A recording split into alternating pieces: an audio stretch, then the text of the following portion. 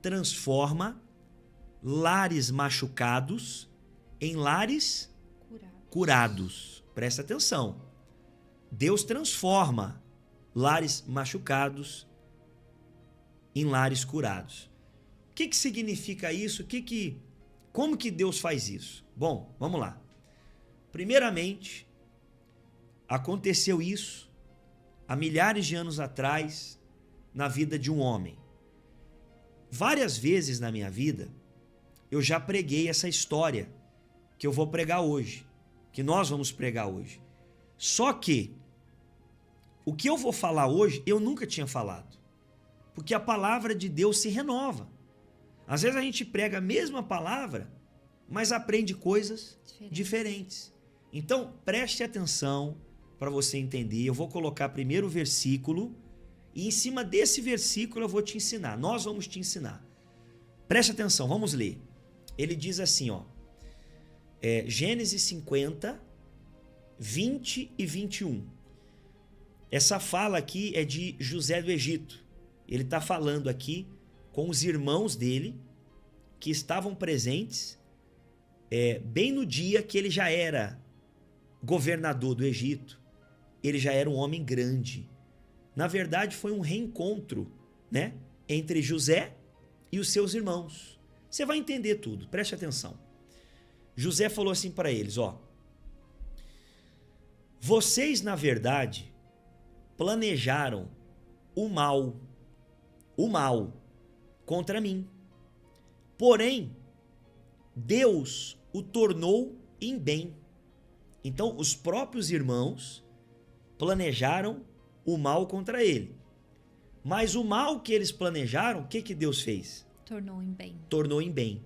Aí diz mais: para fazer como estão vendo agora, que se conserve a vida de muita gente. Então Deus não fez o que fez na vida de José apenas para abençoar José. Mas Deus fez para abençoar José e outras milhares de pessoas. Porque foi o que aconteceu. Você vai entender com clareza. Então ele disse: portanto, não tenham medo. Eu sustentarei vocês e os seus filhos. E assim José os consolou e lhes falou ao coração. Bom, vamos lá. Vamos falar aqui algumas coisas relacionadas a essa história. É importante que todo mundo entenda que a maldade às vezes existe dentro da família, né? Os próprios irmãos de José planejaram a morte dele. Só que depois eles preferiram não tirar a vida dele, mas venderam ele como escravo. Em outras palavras, destruíram a vida dele. Que chance ele teria depois dessa situação? Exato. Que chance ele teria depois de ter sido vendido como escravo? Que chance ele teria de voltar para casa? De ser alguém, né? De ser alguém. Eles estavam cientes que ele seria maltratado, que ele seria humilhado, que ele seria preso. Mas mesmo assim, esses irmãos fizeram isso. Porque a maldade está em todo lugar. Só que, como a gente falou no início, Deus transforma o mal em bem. Não só para benefício de um. José foi beneficiado? Também. Evidentemente que sim. Ele foi muito abençoado. Só que o plano de Deus não era só com José. Era com todo o povo de Israel. E Deus mandou José na frente, lá no Egito, para que no futuro ele viesse a se tornar o governador do Egito, mas ele não sabia disso. Ainda não. Ele foi como escravo. Ele nem sonhava isso. Mas Deus fez. Deus mandou ele, porque no futuro Deus faria dele um governador do Egito que iria salvar o povo de Israel da fome. Porque nessa época, gente, o povo estava passando fome. Havia uma crise terrível, não havia alimentos. O único lugar que tinha alimento era onde? No Egito, aonde José era o governador. E digo mais, só tinha alimento lá porque José foi sábio e guardou os alimentos na época da fartura. Sim. se preparando para quando viesse a fome. Deus usou ele, exatamente. E aí ele pôde sustentar e salvar da fome os próprios irmãos que venderam ele como escravo. E todo o povo de Israel. Então olha que interessante. O mal lá na frente se tornou o quê? Em bênção, em bem. Então, vamos falar o primeiro tópico. Anota aí. O inimigo tenta destruir a família de dentro para fora. Vamos explicar isso para todo mundo. Vamos lá. Pode começar você, Thaís.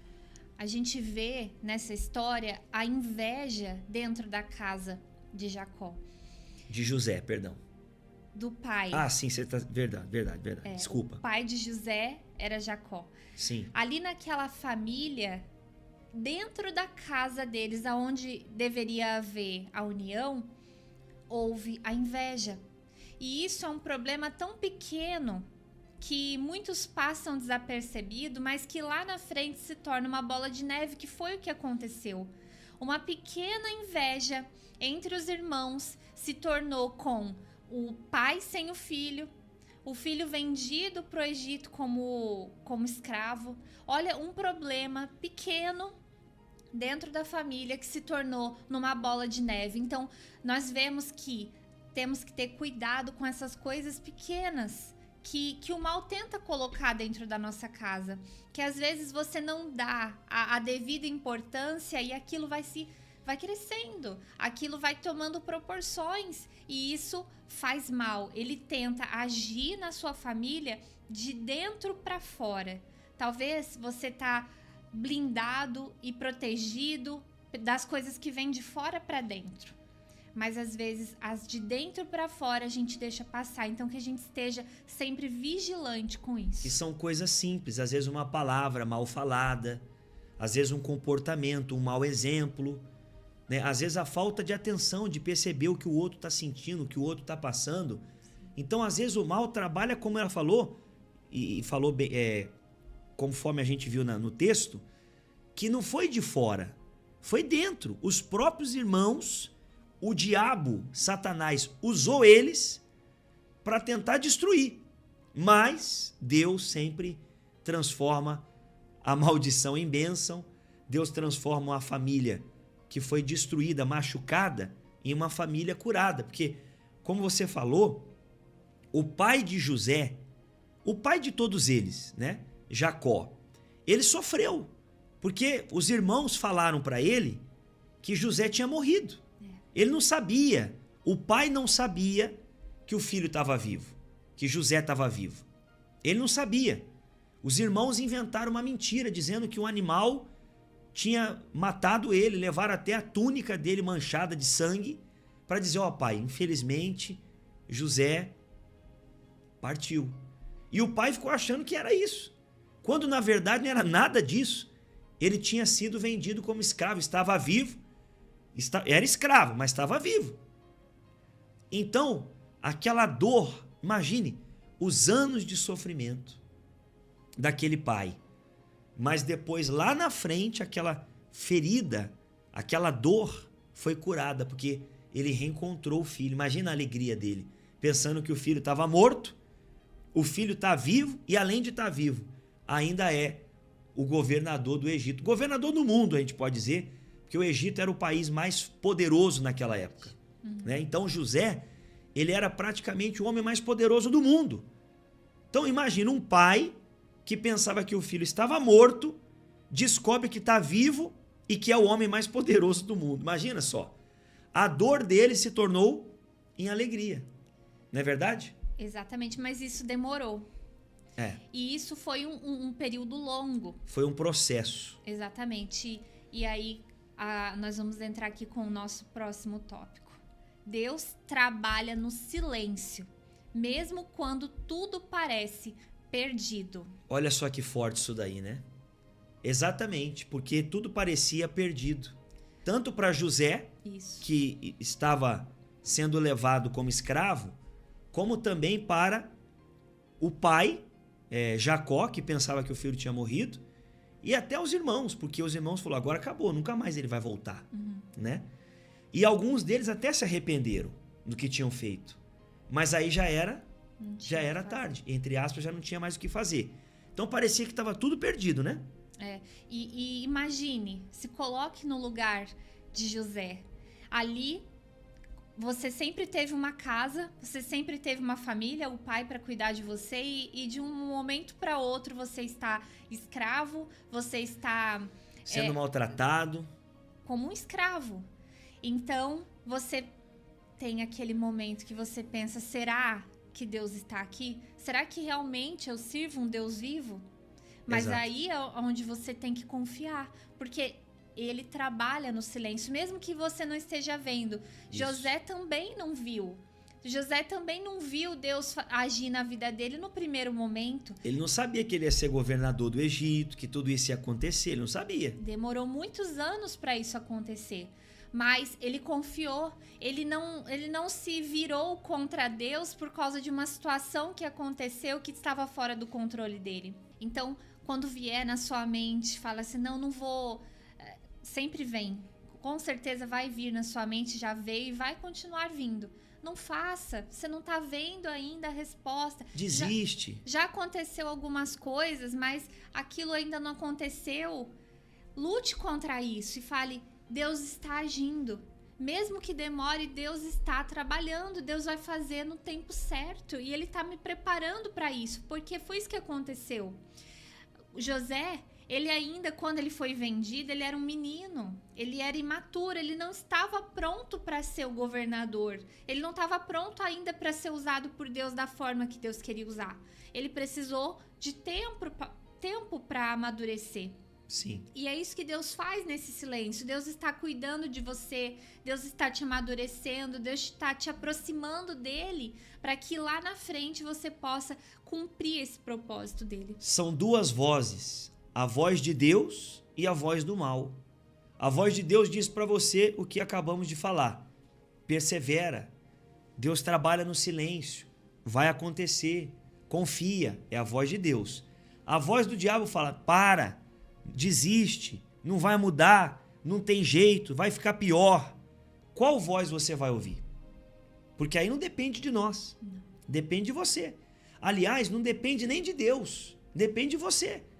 Porque não foi Deus que fez José acertar, foi José que acertou, que decidiu confiar, que decidiu perseverar. Ele não sabia, mas ele confiava que Deus estava no controle de tudo. Amém? Vamos passar aqui para o próximo tópico. E aí chegou o momento, né? Onde o Egito estava com alimento, porque ele foi usado por Deus para ter essa estratégia, né? De guardar alimento. E quando veio a seca, quando veio o problema, quando veio a fome em toda a terra, chegou o momento em que Jacó pede para que os filhos dele, os outros filhos, fossem até o Egito para comprar esse alimento. E aí José tinha a chance de perdoar ou não. E aí José escolheu perdoar, mesmo podendo se vingar. Nós vemos aqui uma grande virtude de Deus. Você imagina, quando ele foi vendido como escravo, com certeza ali naquele momento ele estaria bravo, ele estaria ainda cheio de pensamentos. Naquele momento talvez ele não perdoaria. Mas o tempo fez com que ele aprendesse de Deus, com que ele amadurecesse, com que ele se aproximasse ainda mais de Deus. E ele teve essa maturidade de que no momento que ele poderia falar, não vou dar o alimento para vocês, porque olha tudo que vocês fizeram. Ele tinha esse poder. Imagine José falando assim, então é vocês que estão aí agora, é? Vocês não têm comida, não? Mas vocês sabem quem sou eu, né? Vocês lembram o que vocês fizeram comigo? Vocês me venderam como escravo? Vocês me humilharam? Vocês mentiram pro nosso pai, dizendo que eu tinha morrido? E agora? Agora eu tenho poder na mão. Mas ele não fez nada disso. Ele revelou para os seus irmãos quem ele era. Ele perdoou os irmãos. Aquele primeiro versículo que a gente leu no início da pregação foi o que José falou para eles. Agora você vai entender com mais clareza ainda. José falou para eles: vocês, na verdade, planejaram o mal contra mim. Porém, Deus o tornou em bem, para fazer como estão vendo agora, que se conserve a vida de muita gente, porque muita gente ia morrer de fome se não fosse o que José fez, de guardar o alimento e de poder dar esse alimento agora no momento da crise. Aí diz assim: portanto, não tenham medo. Em outras palavras, eu não vou fazer mal com vocês. Eu sustentarei vocês e os seus filhos. E assim José os consolou e lhes falou ao coração. Olha que coisa extraordinária. Ele perdoou, ele abraçou os seus irmãos, ele esqueceu tudo que tinha sido feito. Aquela casa que estava doente foi curada. É o tema da palavra de hoje. Deus transforma lares machucados em lares curados. Aliás, até para facilitar o seu entendimento, nós vamos mostrar uma ilustração daquele momento em que José se encontra com seus irmãos e que perdoa. E a Bíblia fala que ele abraçou e chorou muito. Olha só essa imagem aí na tela. Tá vendo aí? Tenta imaginar essa cena. José, o homem rico, poderoso, governador do Egito, podendo se vingar dos seus irmãos, ele vai lá e consola os seus irmãos. E diz para eles: eu vou cuidar de vocês, eu vou cuidar dos seus filhos. Vocês quiseram o meu mal, mas Deus fez com que o mal se tornasse em bem. E naquele momento houve grande choro, né? Reconciliação. Naquele momento eles se juntaram como família novamente, sem ressentimentos. Amém? Tá vendo que legal? Sem ressentimentos. Deus curou aquela família. E Deus pode curar a sua também, independente do que tenha acontecido. Porque você quer coisa pior do que os irmãos fizeram com ele? Vender ele como escravo. Eu não sei o que pode ter acontecido no teu casamento. Eu não sei, porque são histórias terríveis que a gente toma conhecimento, coisas assim que você nem acredita. Eu não sei o que aconteceu na tua família. Eu não sei o que aconteceu no teu casamento. Eu não sei o que você viveu. Mas tenta entender o que esse rapaz viveu. Olha o que ele passou. Mas teve cura. Teve jeito. Teve reconciliação. Teve o perdão. Teve a presença de Deus. Deus trabalhou. E Deus também pode trabalhar na sua família, independente do que tenha acontecido. Amém?